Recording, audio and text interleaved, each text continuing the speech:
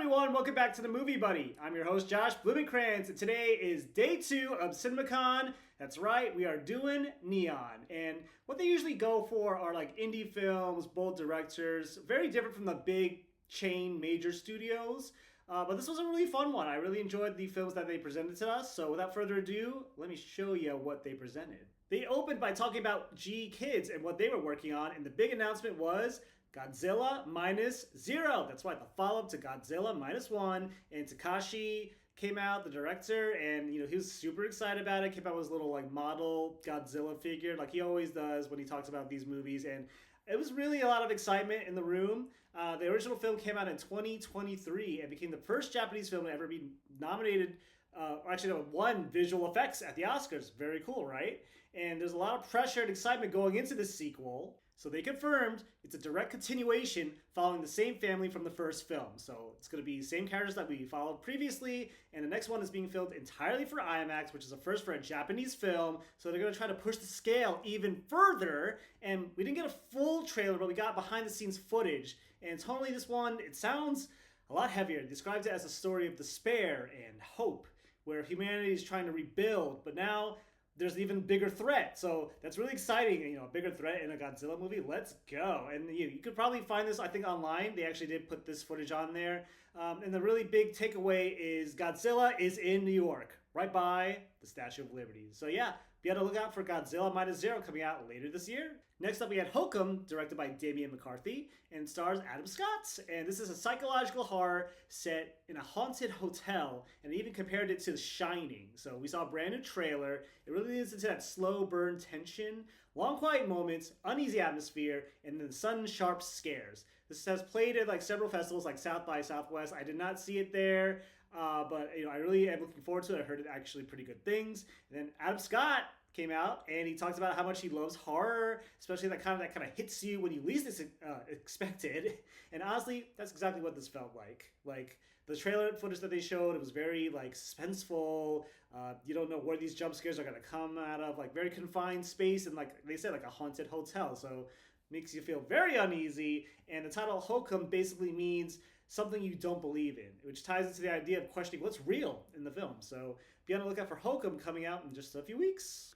Then they showed I Love Boosters, directed by Boots Riley, and this was a complete shift in the energy. Like, this one's loud, chaotic, very stylized, and you immediately felt like you were watching something different. It follows a group called the Velvet Gang, who are fashion-obsessed shoplifters building their own empires. Now, before I go any further, I did see this movie actually already at South by Southwest. You can find my review on the Movie Buddy channel.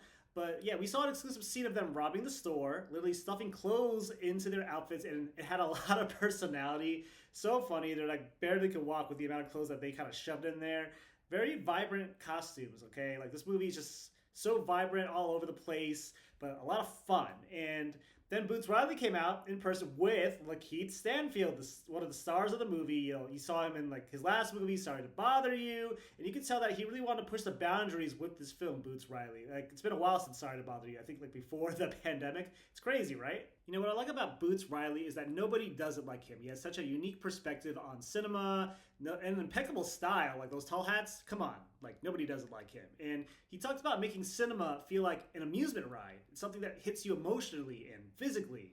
But there's a deeper message about class, identity, and ownership with this film, which is really cool. And Demi Moore plays a character who stole Kiki Palmer's designs, and that conflict kind of drives the story there. It's like, about class versus class, crimes, committing, all that stuff. And even he mentioned he wrote a song, Boots Riley, he wrote a song called I Love Boosters back in 2006. So this has been building for a long time, but yeah, I really enjoyed this film when I saw it in South by, and I highly recommend it. Like, go see it with a huge crowd. You're gonna have a very good time, and just get ready because you're gonna see some crazy shit. Next, they showed Leviticus, directed by Adrian Chiarella, I think that's how you say it. This stars Joe Bird, the kid from Talk to Me, and it's a queer love story at its core, but also very provocative and unsettling. So we got a first look at it. It definitely feels like something that tries to push the boundaries. They really positioned Adrian as a bold new voice, and this feels like one of those films that could get attention for being very different. It's like a queer love story, but kind of set as like a horror film. I've never seen anything quite like that, and I'm very looking forward to it. I heard really good things out of Sundance, so I'm hoping that I really enjoyed this one. Okay, one of the biggest movies that they showed here was one I was very curious about, and boy, did it deliver with this footage. Okay, so it's called A Place in Hell. It's a very intense psychological thriller from what it looks like. It stars Daisy Edgar Jones and Michelle Williams, and they actually introduced it virtually. They were like in a car, the setup was really strong. So Michelle's character is a defense lawyer who represents women who get assaulted, and she's gonna go on maternity leave. She's like together with Andrew Scott, and then they get her replacement, who's played by Daisy Edgar Jones.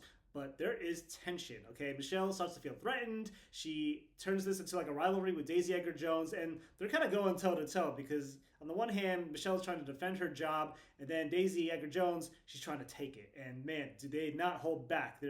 She's there to take her job and destroy her life. So it becomes this like cat and mouse dynamic from a very character-driven and dynamic story. And boy, well, I was all for it. So could this be an awards player? Potentially for Michelle Williams. Maybe for Daisy Edgar Jones as well. I don't know. I mean, it looks really good. Like the drama was there to the max. I was getting a little uneasy. I was like, what are these women gonna do to each other? Like they're gonna fight. It's gonna be a lot of violence. I'm excited for it. And yeah, this comes out later in the fall. And the last film that they showed us is called Hope, which is a sci-fi action thriller. And this one felt like the biggest scale movie that they had. It's actually going to premiere at the Cannes Film Festival in like a few weeks. So it stars Michael Fassbender, Alicia Vikander, and Ho Yun from Squid Game. So we got a first look. It was still like in post-production, but it looks very ambitious. There's a military setting, escalating conflicts with like cops, like alien-like creature or like tiger-like creatures. So this felt like Neon kind of stepping away from an indie and more into like a blockbuster kind of story. But yeah, it looks really cool. A lot of action, interesting creatures, a lot of tension and drama between like the human characters. So I'm all for it. I didn't see Alicia Vikander or Michael Fassbender in this footage. I don't know if they're voicing like creatures or something else, but I'm very curious to see out of Cannes like what the reactions are to this movie because it could be like a lot of fun. Awards wise, I don't know if this is gonna really be anything, but the fact that it's like an international like Korean film, like that strikes something of confidence for me that Neon has in this project. So I'm looking forward to it. Overall, Neon stayed to what they do best. They have bold storytelling, unique voices, and films that feel different from the other major studios. But let me know what you're excited for in terms of CinemaCon coverage and what movies that are coming out later this year. And if you like what you heard, go and hit the subscribe button on the channel. Greatly appreciate your feedback and your support. And remember, when you go to the movies, bring your buddy and talk about movies. Until next time, bye.